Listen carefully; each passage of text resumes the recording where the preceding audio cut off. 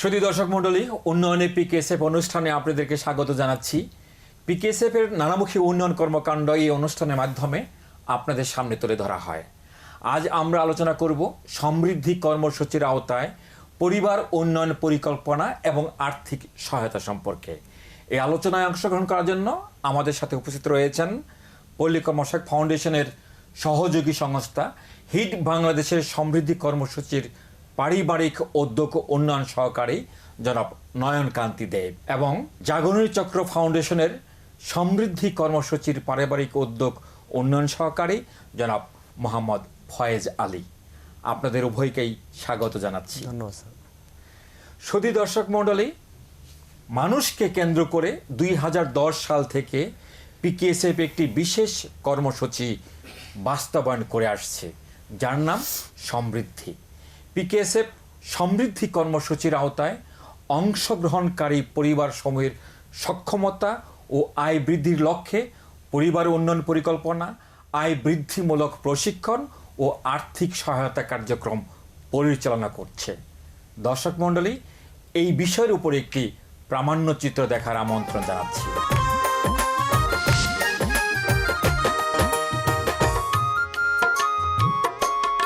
বাংলাদেশের হতদরিদ্র গ্রামীণ পরিবারগুলোর কর্মক্ষম ব্যক্তি পরিবারের প্রধান চালিকা শক্তি।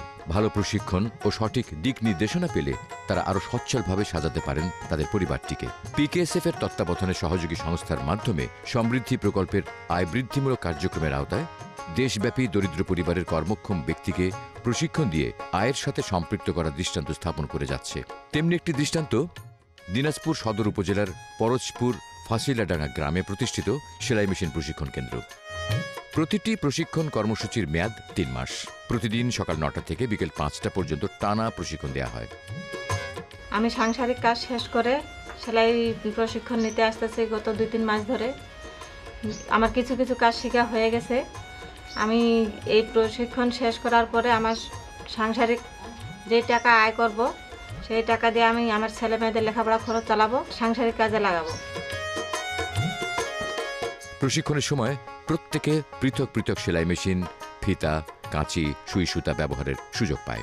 টানা 3 মাসের প্রশিক্ষণের মাধ্যমে তারা নারী ও বাচ্চাদের সর্বাধিক ব্যবহৃত 10টি পোশাক পূর্ণাঙ্গভাবে তৈরির দক্ষতা অর্জন করে থাকে। এই প্রশিক্ষণটা আমার বোন বৌমুখী থেকে নিছি। আমার বড় বোন ওনার কাছ থেকে আমি শিখছি। শেখার পর একটু একটু করে আমি করি। তারপর গ্রামের মানুষজন জানে আমার কাছে সেলাই করতে আসে, আমার কাজ দেখে ভালো লাগে। সবাই এখন সেলাই শিখতেও আসে আমার কাছে। আমি সবাইকে সেলাই শিখাই, নিজে করি, গ্রামের মানুষের কাজ করি, স্কুলের কন্ট্রাক্টে কাজ করি। যারা সেলাই শেখে তাদের কাছ থেকে আমি কিছু টাকা নিই, 2000 টাকা করে। আর ওরা যখন শেখার পরে যখন ভালো করে কাজ পারে তখন আমি ওদেরকেও দিয়ে কাজ করাই নিই। ওদের পরিশ্রমিক কিছু আমি ওদেরকে দিই, আমিও ওখান থেকে নিই। আমার আগে জায়গা ছিল না, আমি জায়গাটা কিনছি, বাড়িটা করছি। তো আমি এখন এই বহুমুখী সমিতি থেকে লোন নিছি। প্রতি মাসে ওখানে কিস্তিও দেয়। আবার আমার কিস্তি দেওয়ার পরও 5-7 হাজার টাকা করে থাকে।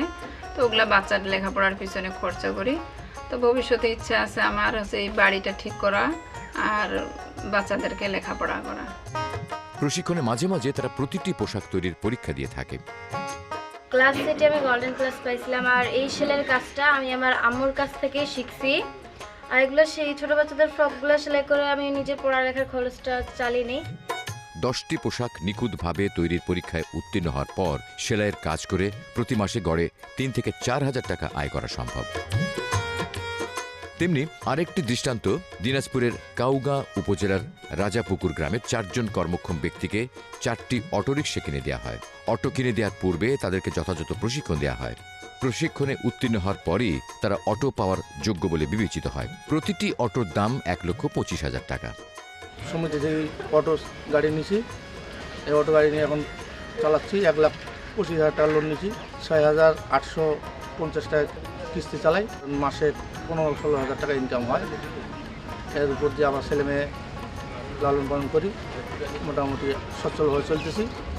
এই গাড়ির টাকা পয়সা শোধ হলে ইনশাল্লাহ আরও উন্নত নেওয়ার জন্য ধারণায় থাকবো। আগে তারা রিক্সা বা ভ্যান চালাতো, এখন অটো চালিয়ে প্রতিদিন গড়ে 1500 টাকা আয় করছে তারা। সপ্তাহে 6,885 টাকা কিস্তি দিয়ে থাকে। আমি আগে ভ্যান চালাইতাম। ভ্যান চালার পরে আমি খুব কষ্ট হইতো আমার, তা আমি বহুমুখী সমিতিতে ভর্তি হয়েছি। ভর্তি হওয়ার পরে 1 বছর ঋণ 10,000 টাকা ঋণ নেওয়ার পরে ওটা শোধ করছি, করার পরে তারপরে বহুমুখী সমিতি থেকে আমার 1 লাখ টাকা ঋণ দেওয়া হয়েছে। ঋণ দেওয়ার পরে আমি অটো কিনছি। এই মাসে মাসে মনে করেন যে 5,500 টাকা করে কিস্তি দেই। বর্তমানে মনে করেন যে আমার এখন সংসারে খুব ভালো সংসার নিয়ে চলতেছে। কিস্তির ঋণ শোধ করার পরে গাড়ি আমার নিজের হবে। নিজের হওয়ার পরে মনে করেন যে পরবর্তীতে আবার ঋণ নিয়ে যদি গাড়ি করতে পারি, বর্তমানে এখন তো ভালো চলতেছে। 2 বছরের মধ্যে কিস্তি পরিশোধ করে অটোর পূর্ণ মালিক হয়ে যাবে তারা। পিকেএসএফ তার সহযোগী সংস্থার মাধ্যমে সমৃদ্ধি কর্মসূচির আওতায় আয় বৃদ্ধিমূলক কার্যক্রমের মাধ্যমে দক্ষ জনশক্তিকে আয়ের সাথে সম্পৃক্ত করে বাংলাদেশের উন্নয়নের অগ্রযাত্রাকে আরও সুগম করে দিচ্ছে।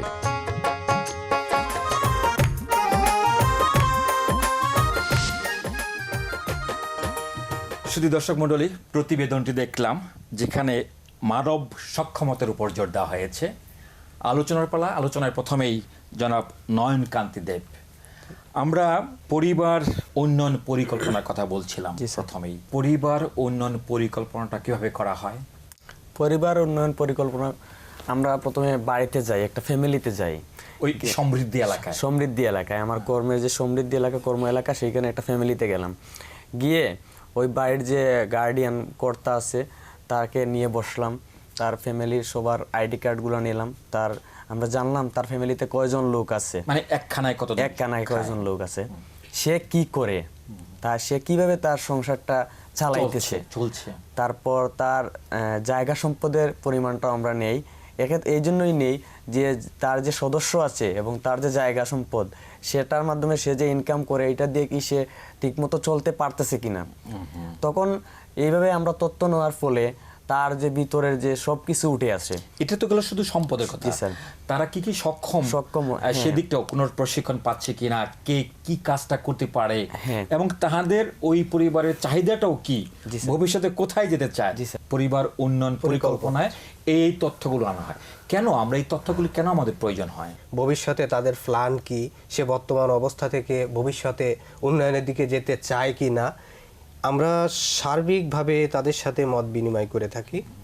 তো করে তাদেরকে পরিকল্পনার প্রতি তাদেরকে অ্যালার্ট করাই, যে সজাগ করে দেই যে দেখেন আপনার এই যে পরিবার, আপনি আজকে এভাবে আয় করছেন, এই আয়তে আপনার 2টো বাচ্চার পড়াশোনা সুষ্ঠুভাবে চলছে না, তাদের ভালো করে পড়াতে হলে, তাদের মানুষের মতো মানুষ করতে হলে আপনার আয় বাড়ানো প্রয়োজন আছে।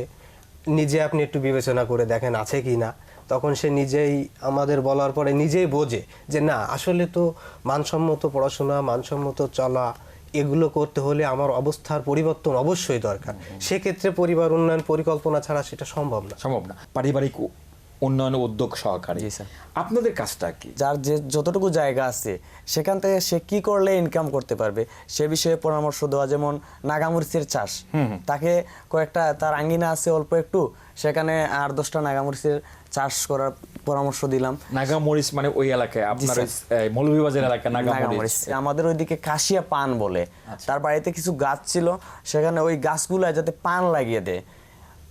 এটা ওই যে সুপারি গাছে, জি স্যার। এবং এই পরিকল্পনাটা তাকে দিছিলাম স্যার। অ্যাকচুয়ালি এমন একটা সিচুয়েশন তৈরি হয়েছিল তার, যে সে জায়গা বিক্রি করে তার ফ্যামিলি চালাইতে হইতেছে।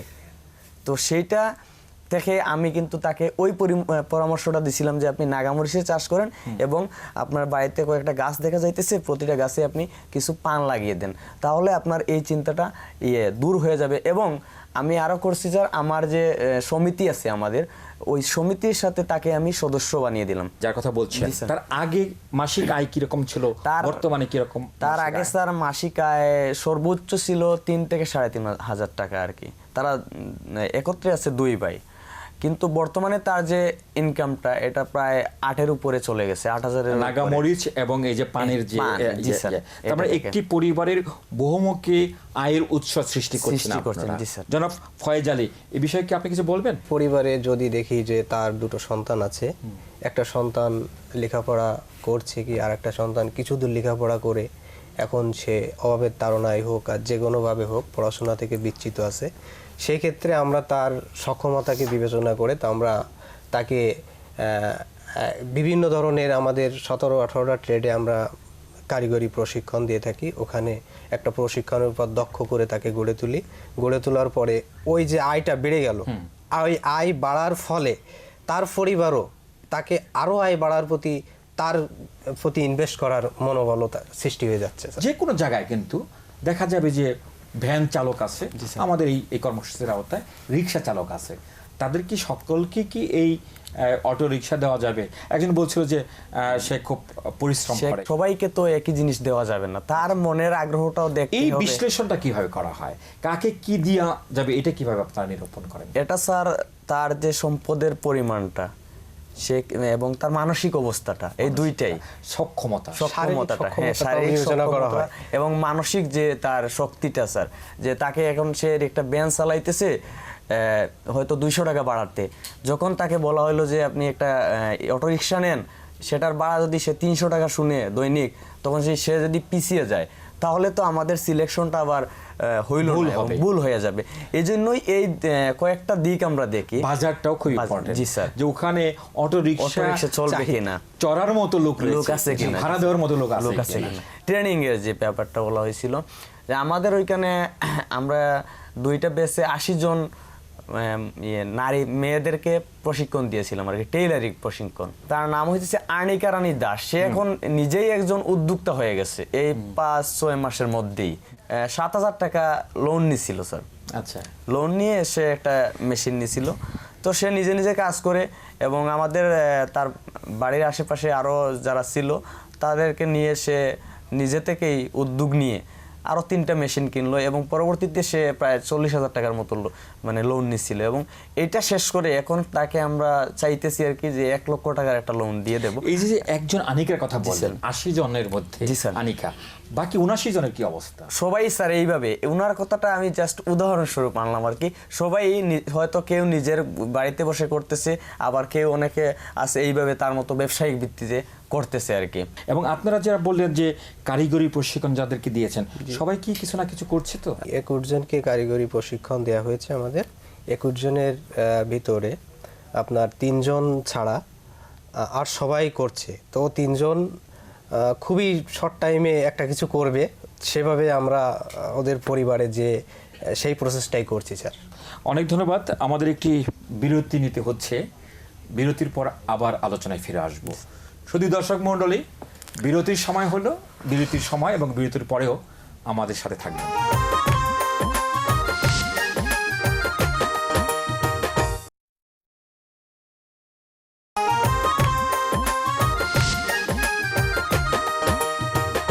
শুধু দর্শক মণ্ডলী, এতক্ষণ আমাদের সাথে থাকার জন্য ধন্যবাদ।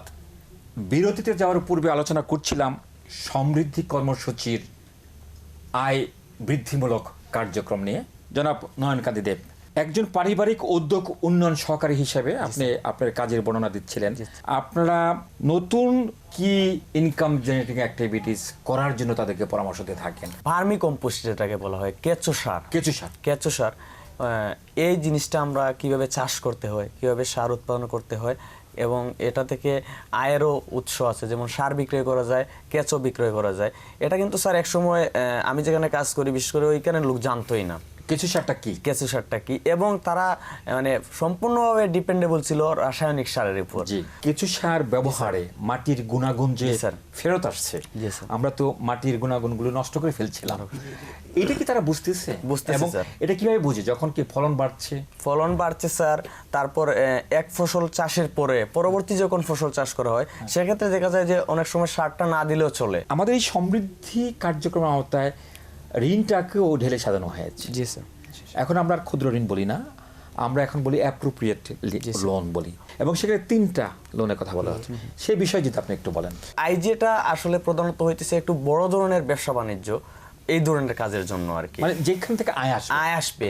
এবং সম্পদ সৃষ্টি যেটা স্যার, অনেক ক্ষেত্রে দেখা যায় কিছু কিছু জিনিস আছে, ইম্পর্টেন্ট জিনিস, যেগুলো না হলে না হয়, মানে সম্পদ, এগুলা খুবই গুরুত্বপূর্ণ, এই জন্য এইগুলা করতে হয়। এবং জীবনযাত্রার মান উন্নয়ন, আপনার ধারণা কি? তার কথা স্যার ঠিক আছে, যখন মানুষ একটু উন্নয়নের দিকে যায়, মানে নিজেকে যখন তার রুচিটার পরিবর্তন হয়, সেই ক্ষেত্রে আমরা তার রুচিকে আরো সামনের দিকে নিয়ে যাওয়ার ক্ষেত্রে এইভাবে লোনের ক্যাটাগরিটা করা।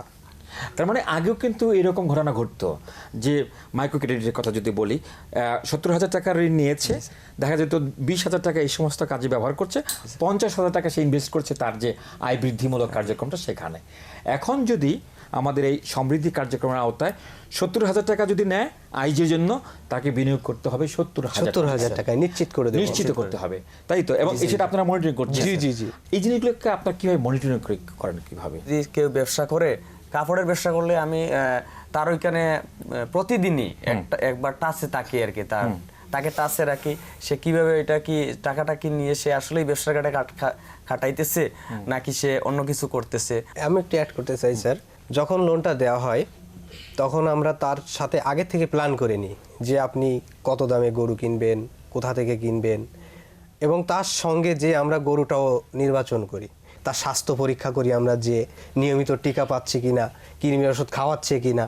সেই ক্ষেত্রে আমরা স্থানীয় যে জেলা উপজেলা লেভেলে যে প্রাণী সম্পদ কর্মকর্তা আছে তাদের সাথে লিঙ্কেজ করায়, যোগাযোগ করায়। আমাদের সমৃদ্ধি কার্যক্রমের আওতায় সমৃদ্ধ বাড়ি রয়েছে। জি স্যার। কতগুলো আপনারা করেছেন সমৃদ্ধি বাড়ি, এবং সমৃদ্ধি বাড়িতে কি কি থাকে? এ পর্যন্ত স্যার আমাদের ইউনিয়নে 10টা সমৃদ্ধি বাড়ি হয়ে গেছে, এবং এটা দেখা দেখি আর কি আশেপাশের সবাই করতেছে। তো একটা সমৃদ্ধি বাড়িতে প্রথমত থাকতে হবে আমাদের সজনা গাছ, বাসক, ঔষধি গাছ। বাসক বলতে ঔষধি যে কোনো ধরনের গাছ থাকতে হবে। তারপর থাকতে হবে লেবু গাছ, তারপর থাকতে হবে গরু থাকতে হবে স্যার, গরু, ছাগল থাকতে হবে, হাঁস মুরগি থাকতে হবে, কবুতর, এগুলা সবকিছুই আমাদের যেখান থেকে আয় আসে। পুকুর থাকতে হবে, ছোট একটা পরিবেশ জি স্যার সম্মত হতে হবে, পরিষ্কার পরিচ্ছন্ন থাকতে হবে, এবং স্যার সবচেয়ে বড় কথা একটা উন্নত চুলা থাকতে হবে তার, বন্ধু চুলা যেটাকে বলা হয়। আপনি শুধু পুকুর না, এবং পুকুরে সে মাছ চাষ করছে কিনা এটাও আমরা নিশ্চিত করতে হবে। অর্থাৎ আমরা ধরে নিব যে, এবং ওই বাড়ির প্রতিটি ইঞ্চি জমি যাতে কাজে লাগে, সেইভাবে পরিকল্পনা করা হয়। পতিত কোনো জমি পড়ে থাকবে না। ওই বাড়ি থেকে সে অনায়াসে যেন 15-16,000 টাকা আয় করতে পারে, জমির পরিমাণ যাই হোক, সেভাবে আমরা বিন্যাস করে ওই বাড়িটাকে স্যার তৈরি করছে। এবং এই ক্ষেত্রে কিন্তু খুব বেশি টাকারও প্রয়োজন হয় না, একটু ভালো পরামর্শ দিলেই হয় আর কি। এইখানে স্যার আমি একটা কথা বলতে চাইতেছি, আমাদের একজন আছে, মানে আমরা 10টা বাড়ির মধ্যে একজন রিক্সা পুলার, সে রিক্সা চালক ছিল, তার 2টা ছেলে, একটা মেয়ে। বড় ছেলেটার এজ আপনার 21 এইভাবে হবে, তো এটা অনেক আগে পড়ালেখা বাদ দিয়ে দিছিল। আর তার মেয়েটাকে সে ক্লাস 8-এ ওঠানোর পরে আর্থিক দৈন্যতার কারণে স্যার পড়ালেখা বাদ দিয়ে দিল, এবং ছোট ছেলেটা ওইটাও ছিল ক্লাস 5-এ, ওইটারও পড়ালেখা বাদ দিয়ে দিল। তো যখন সে আমাদের এই সমৃদ্ধি কার্যক্রমের সমৃদ্ধি বাড়ি তৈরির আওতায় আসলো স্যার, এখন তার আবার মেয়েটা এইবার আগামী বছর এসএসসি দিবে আর কি, আবার কি লেখাপড়া শুরু করেছে। ছোট ছেলেটা এই বছর ক্লাস 6-এ উঠে গেছে, এবং তার পরিবার যেটা থেমে গিয়েছিল সেটা আবার নতুন করে আরম্ভ হয়ে যাচ্ছে। অনেক ধন্যবাদ আপনাদেরকে। সর্বশেষ প্রশ্ন সেটা হচ্ছে যে, আপনারা জানেন যে এই কর্মসূচিটি কে চিন্তা করেছিল, কে এই ধারণাটা কে দিয়েছিল? সে আমাদের স্যার পিকেএসএফ এর চেয়ারম্যান স্যার জনাব ডক্টর খলিকুজ্জামান। আমরা কাজ করতে যে স্যার এরকম ডিজাইনের এবং এত পরিবারের কাছে থেকে ওতপ্রোতভাবে কাজ করার সুযোগ অন্য কোনো কর্মসূচিতে আজ পর্যন্ত স্যার দেখিনি, এটা এলাকার লোকও স্যার স্বীকার করে।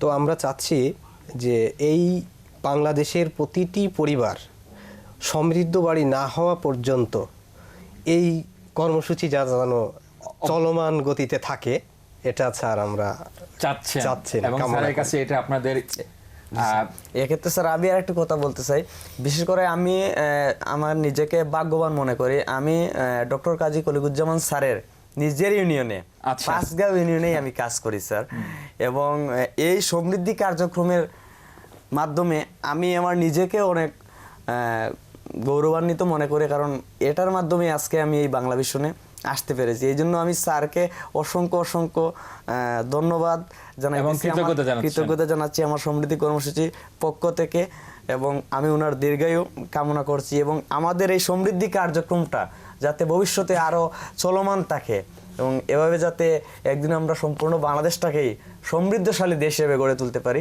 সেই কামনাই করছি স্যার। অনেক ধন্যবাদ জনাব নয়নকান্তি দেব, ধন্যবাদ জনাব মোহাম্মদ ফয়েজ আলী এই সমৃদ্ধ আলোচনায় অংশগ্রহণের জন্য। একটি পরিবারের আয় বৃদ্ধি, জীবনযাত্রার মান উন্নয়ন ও সম্পদ সৃষ্টির পাশাপাশি স্বাস্থ্য, পুষ্টি, শিক্ষা, কর্মসংস্থান ইত্যাদি বিবেচনায় নিয়ে সমৃদ্ধি কার্যক্রম পরিচালনা করছে পিকেএসএফ। সমৃদ্ধি কর্মসূচির আওতায় অংশগ্রহণকারী প্রতিটি পরিবারের মানব সক্ষমতা বৃদ্ধি করে টেকসই উন্নয়নের পথে এগিয়ে নিয়ে যাওয়ার প্রচেষ্টা গ্রহণ করা হয়েছে। এভাবে বাংলাদেশের প্রতিটি পরিবার সমৃদ্ধির পথে এগিয়ে যাবে সে প্রত্যাশায় আজকের অনুষ্ঠান শেষ করছি। আগামী অনুষ্ঠান দেখার আমন্ত্রণ রইল।